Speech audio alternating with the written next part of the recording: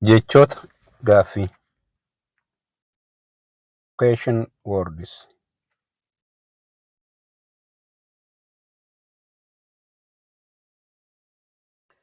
Jechoota gaaffii question words kan jennuun sagal kan ta'an har'a waliin kan ilaalu ta'a.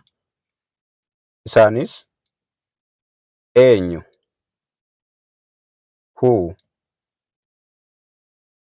maal, what, yoom, when, eessa, where, meeqa, how many, maaliif, why,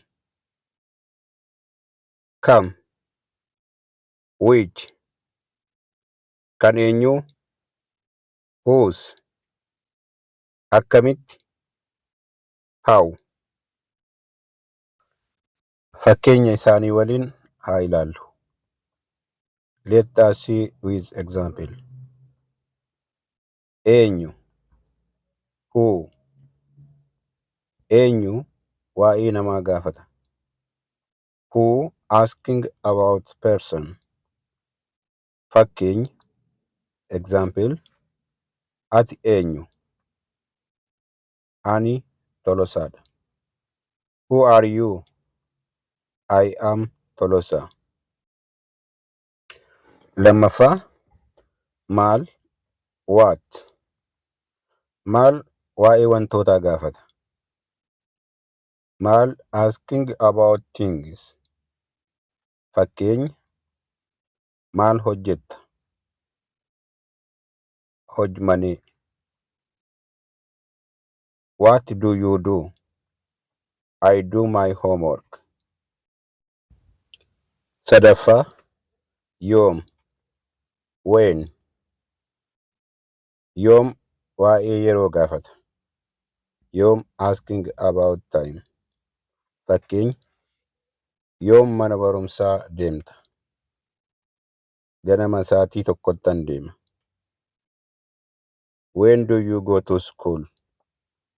I go to school at 7 a.m.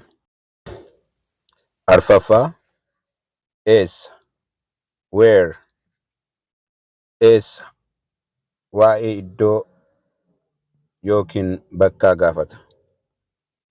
Eessa asking about place. Fakkeenya eessa jiraatta? Adaamaan jiraadha. Where do you live? I live Adama. Shanaffaa meeqa, how many.